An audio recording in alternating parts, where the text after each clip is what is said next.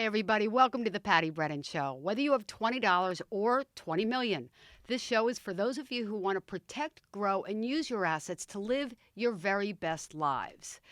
So, as we were thinking about our podcast today, I was reminded about a wonderful book published by Peter Popper Press.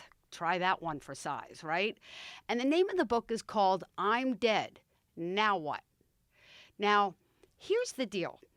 This is a great book because it's got tons of lists and blank pages that you can fill in that would help your loved ones understand where everything is located, usernames, passwords, etc.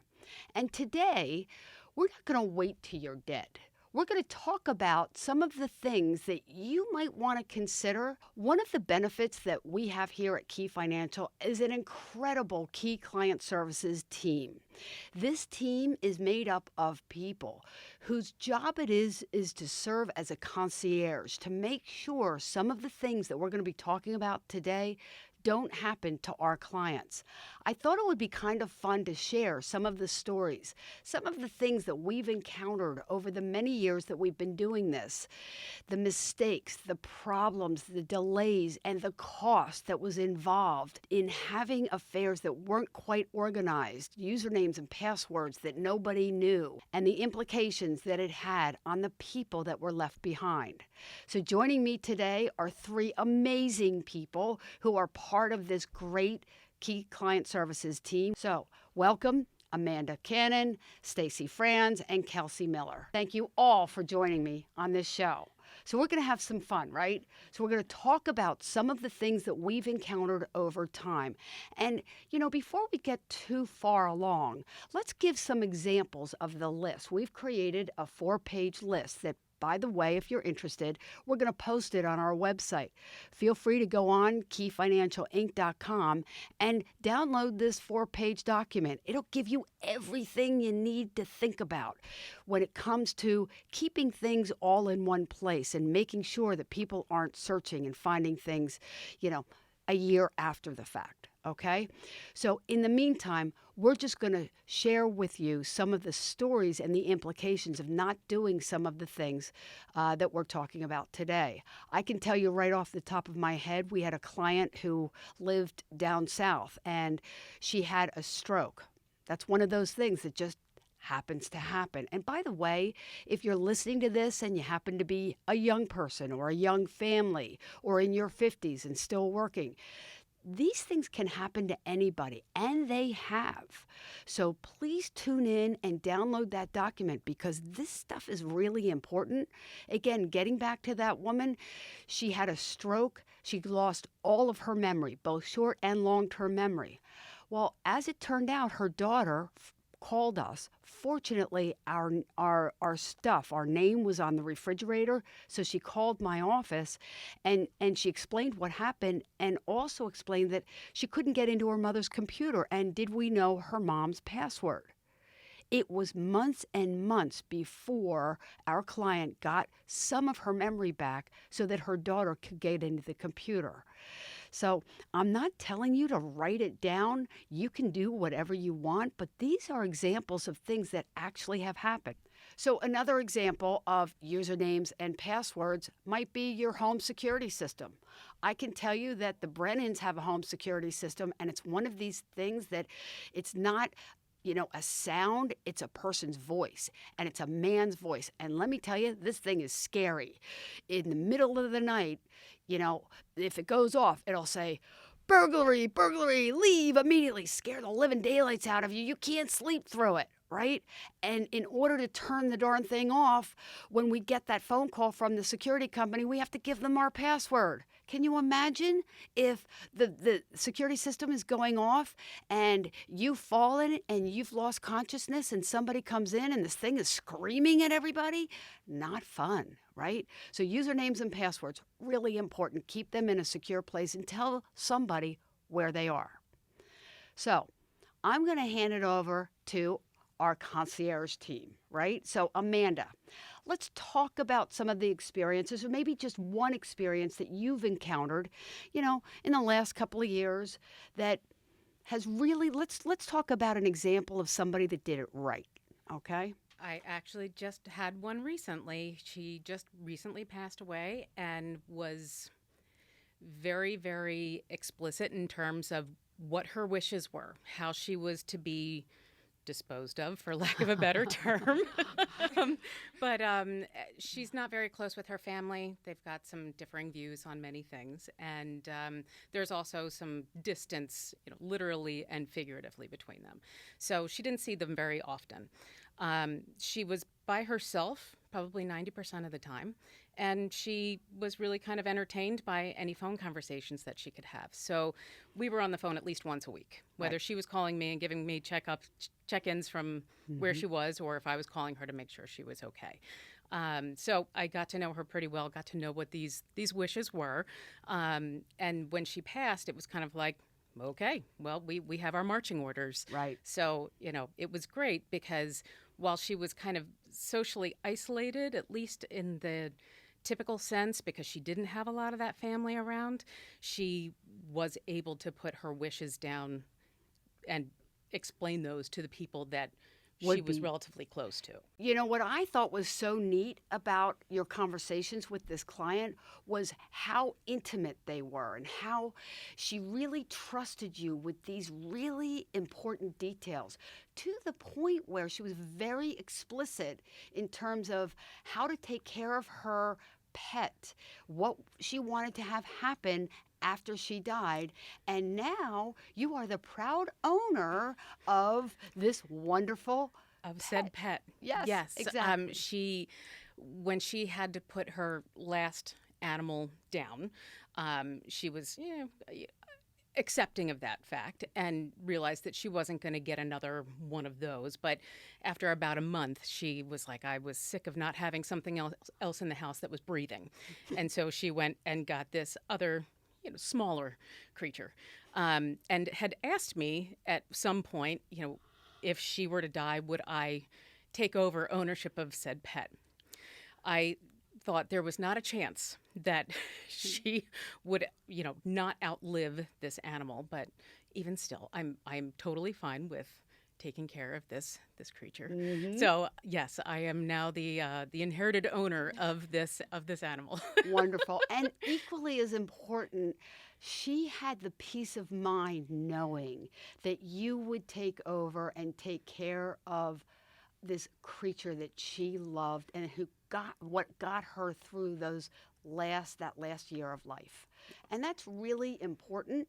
I think often, one of the things that we often see is that people lose control, their ability to talk. And it's really important that the people who are the caregivers understand, how do you want to be cared for? What's important to you? Do you have any special aches and pains that we otherwise wouldn't know about? Things of that nature. And it's really neat when you have a relationship with someone to be able to share that with. And if not, put it down somewhere, write it down. So, Stacy, let's talk about the situation that you and I had, about 2 years ago.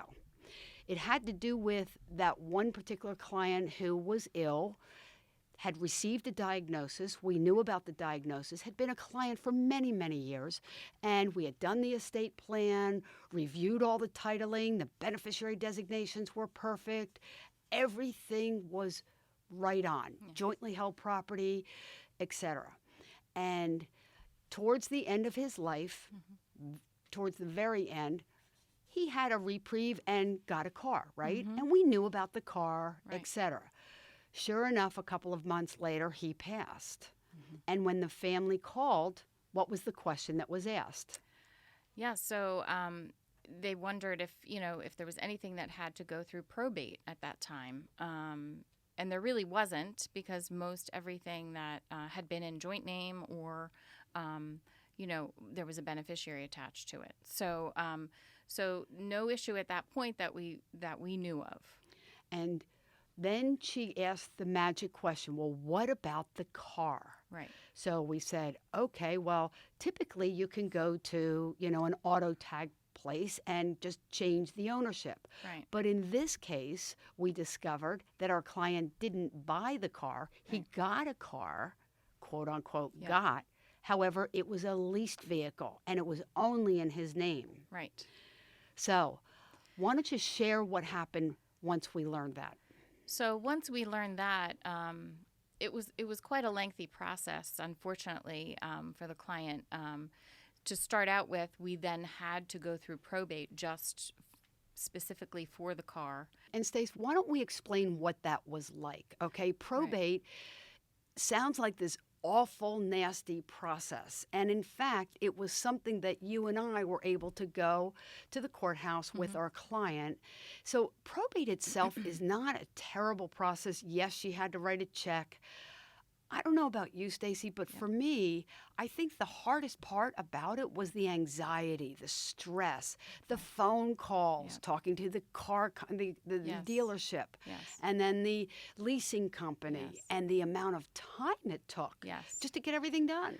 Well, and the client too, several phone calls back and forth to the lease company and several different people that she had to speak with, and they'd transfer her from one to another, and it was never the right person, and she would get different information about what had to be done, and it was actually months of process that, unfortunate, but it's what I refer to being clicked around. There's just nothing worse than being clicked around, right? So unnecessary. And so, it's one of those lessons that we all learned in that process. So if you have a leased vehicle, if it's something that somebody else is going to take over, just keep that in mind that it is a process. If it's something that somebody's just going to turn in the lease and turn in the car upon your passing, not a big deal. Once and done, okay? It's just that if somebody else wants to take over the lease, as they did in this particular case, that's where the hassle factor really came in. Okay, so Kelsey, stand up to the microphone. This is a variety show. We're all having fun. You're the star, and you've all three of you are stars, really, truly.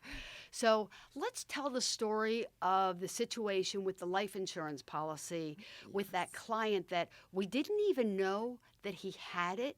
Then he died, and then we discovered that the beneficiary designation was not really what he had intended. Who was the beneficiary? The beneficiary was a trust that he had underneath his will that he had done when his kids were younger, and at the time he passed away, they were adults. Yeah, so he had redone his will like 2 or 3 times over since that original document, which, by the way, we never, ever found. It was just referenced in the beneficiary designation. Exactly. So what happened when we called the insurance company? Well, it took a lot of work. We had to call the 1-800 number, and they didn't want to pay out the proceeds to the wife as the beneficiary. They wanted it to pay to a trust that didn't even exist at the time. Right. So how in the world did that ever get resolved? Because ultimately, that's what he would have wanted, but you can't have something paid to something that doesn't exist. And yet these insurance companies love those 800 numbers, right? Don't you guys love these 800 numbers? Exactly. Oh, my goodness. So this insurance company they were like, we're not going to pay it. We're not, the beneficiary is a trust. Give us the trust and we'll pay it. Yeah, exactly. And so we had to end up, this literally took over a year, didn't it? Oh, yes. It was a very long process to get it paid out. And we did, thanks to you. Yeah. You're like a dog and a bone when it comes to your clients, right? That money was hers. It was intended for her. One way or the other, it's going to be paid. And it was. Yes. So, in hindsight, it's really kind of unfortunate because, A, we didn't know about the insurance policy. No. His wife knew about it, but it was one of these things in a filing cabinet, and he mentioned it to her, and if something happens, this is where you go. But nobody had double-checked the beneficiary designation or remembered that it had been made payable to a minor's trust. I think of another incident that we had with another client. Again, it's another one of these, insurance policies. It's like a skeleton in the closet, right? Yeah. And in this case, the husband had basically gotten this life insurance policy as part of a loan. So the bank made him get an insurance policy such that if he died, the proceeds would be used to pay off the loan. So it was a collateralized policy from 35 years ago, right? So sure enough, we didn't know about it. Fast forward, it's, the end, 2020, and he passes away, and we discover this insurance policy, and we looked at the ownership, and it's a bank that had been bought 3 times over. The bank itself didn't even exist. So the insurance company was like, hey, sorry, we're not paying it out. He wasn't the owner. His wife is not the beneficiary. It's the bank. So we went to the new owner of the bank, right? And we're like, hey, there's this insurance policy that bank from, 35 years ago owned. You now own it. We're like, we don't have a record of it. And so it was, again, another one of these situations that was literally days, months, and almost a year of trying to get this new bank to sign off on this assignment form. As it turned out, and Kelsey, you know better than anybody, the bank refused categorically to sign the form. Wouldn't sign it. Yeah. We're like, what in the world are we going to do? What's this? This poor woman, she's entitled to these proceeds. Mm-hmm. Finally, after some real tug of war, we got them to write a letter to the insurance company releasing the policy, and only then did the insurance company pay out that life insurance benefit to our client's wife. So again, skeletons in the closet, beneficiary designations, it could be insurance, it could be IRAs, it's the titling of your assets, it's what you want to have happen, where you want to be buried, what do you want to be buried in? Things of that nature, those are the questions that people are going to ask, and they're kind of important because we all want to do the right thing, certainly the people that are left behind. And by the way, this is not only, upon a person's death. It's if someone gets sick, right? How do you want to be cared for? How do you feel about long-term care? Do you want to be cared for at home, assisted living, etc.? What about cognitive decline? We get that an awful lot. Does that run in someone's family? If it does, we've kind of got a yellow flag in our systems to be aware of that, because a lot of things can happen in the period of time when someone is just beginning to get fuzzy, but they have the ability to do major damage. And wow, have we seen that recently with the amount of fraud that is occurring both online, in emails, and even over the phone. By the way, these dating services are ripe with fraud, and we've had a couple of clients who have been victims of that. So be very careful. And again, you think it's common sense, but as we all age, those synapses aren't quite firing off the way they used to, right? And we know those people. We know our clients. You guys certainly talk to them every single day. And it's amazing to me how often you'll come into me and say, Patti, I don't know what's going on, but it's just not feeling right to me. Stacey, you came into my office yesterday with exactly that statement, okay? So that gives us the ability to act, to protect, and that's really important. So as you think about these things, number one, you could go out and get the book, I'm Dead, Now What? Or you could simply go to our website at keyfinancialinc.com, download that 4-page document that we've put together, and really begin the process of organizing your affairs. Talk to your advisor. What things should you be thinking about as you move forward in that next season of life? Thank you, ladies, so much for joining me today. This was so much fun. I wish they could see the other part of this where we were laughing our heads off. But I appreciate your time. And most of all, gosh, thank you so much for everything that you do for our clients and for me. I could not do this without you. You're amazing. Thank you. Thank you. And thank you for joining me today and every month as we air these podcasts. And if you have any questions or have a subject that you'd like us to talk about, go onto our website at keyfinancialinc.com. Let us know what you think. Feel free to call us if you have a question about this or any topic that might be on your mind. I am Patti Brennan. We are Key Financial, wealth management with wisdom and care. Have a great day.